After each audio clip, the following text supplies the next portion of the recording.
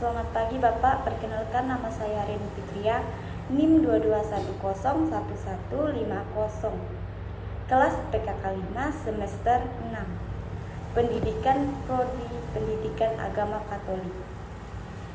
Di sini saya akan menjelaskan tentang Arianisme dan Neutralisme. Dan di sini yang pertama adalah Arianisme. Arianisme adalah pandangan yang dikembangkan oleh Arius, seorang pesiber Kristen dari Alexandria. Pada abad keempat, ajaran ini menekankan bahwa Allah Bapa dan Allah Anak Yesus Kristus tidak memiliki eksistensi yang sama dalam kekuatan menurut Arius. Yesus adalah makhluk ilahi yang diciptakan oleh Allah Bapa. Pada suatu pandangan ini, Yesus dianggap sebagai makhluk ilahi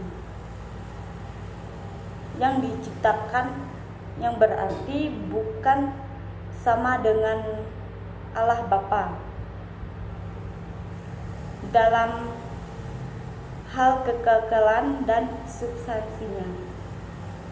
Di sini asal-usul Arianisme, Arius belajar bahwa bimbingan Lucius dan Antiochia yang mengadopsi aliran telah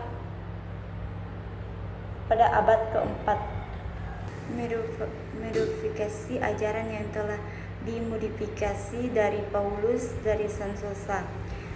Ia mengerjakan bahwa logos priman Allah makhluk yang diciptakan oleh Allah Bapa sebelum menciptakan dunia, menjadikan sebagai instrumen melalui mana segala sesuatu yang diciptakan.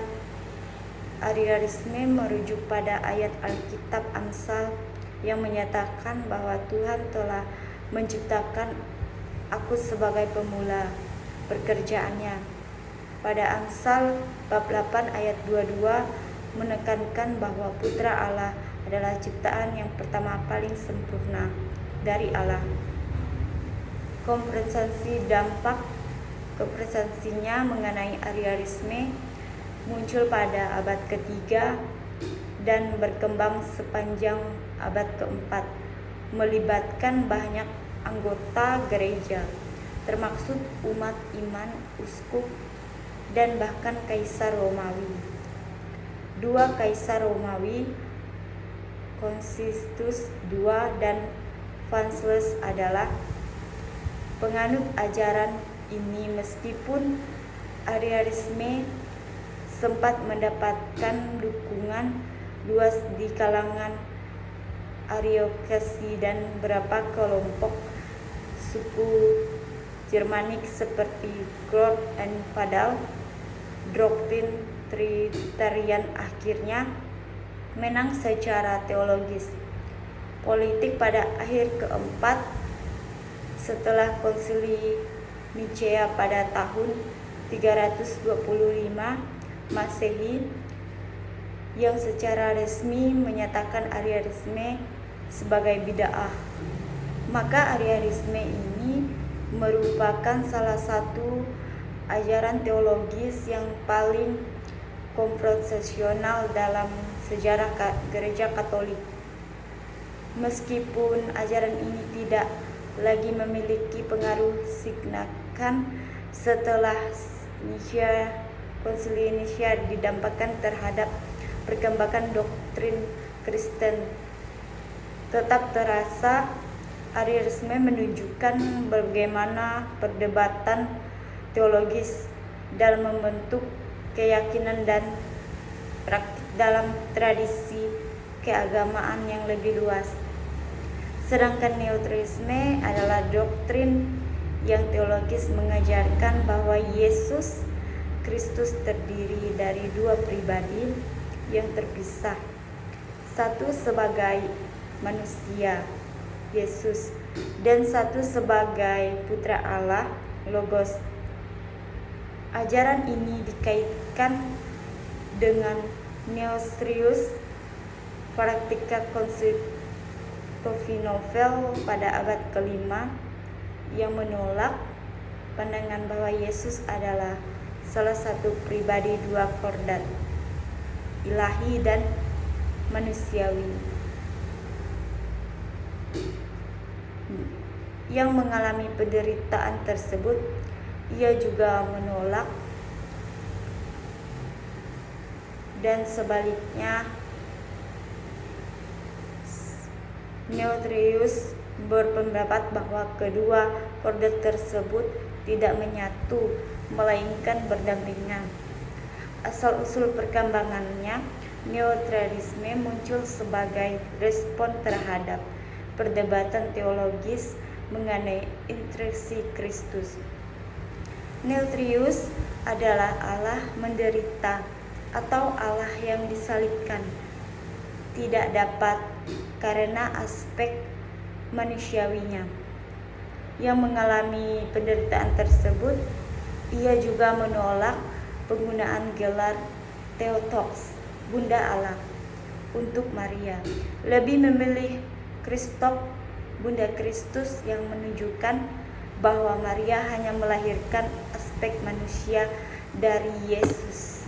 Pandangan Nestorius ditentang oleh banyak penerima gereja lainnya, terutama oleh Cyril dan Alexandria. Konferensi ini menciptakan pada Konsili Efesus tahun 431 mengajarkan ajaran Nestorianisme dinyatakan sesat. Akibat pada pengikut Nestorianisme terpaksa meninggal kekaisarannya Romawi dan mendirikan gereja Timur Austria yang sering disebut sebagai Gereja Nestorian. Gereja Timur Asia tidak menganggap doktrin mereka sebagai Nestorianisme. Mereka lebih memilih untuk mengajarkan bahwa Kristus memiliki dua gonime, esensi yang tidak bercampur dan bersatu dalam proposa pribadi.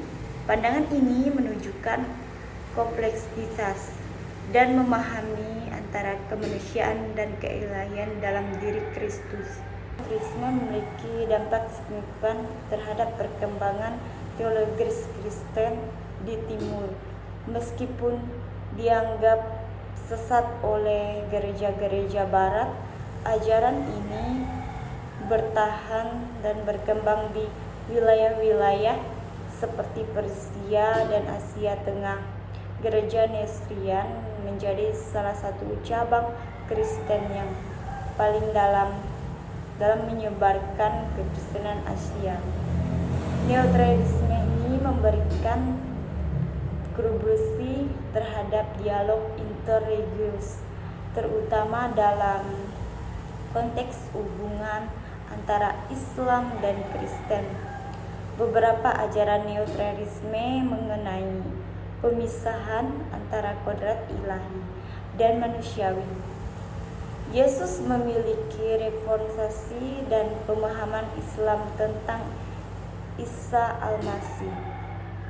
Maka Nestorianisme ini mencerminkan kerumitan teologis dalam memiliki sifat Kristus dan telah mempengaruhi sejarah gereja serta interaksi antara agama. Meskipun dianggap sesat oleh banyak kalangan, warisan ajaran ini tetap menjadi bagian penting sejarah kekristenan di Timur. Baik Bapak, sekian dari video saya. Tidak lupa saya mengucapkan terima kasih.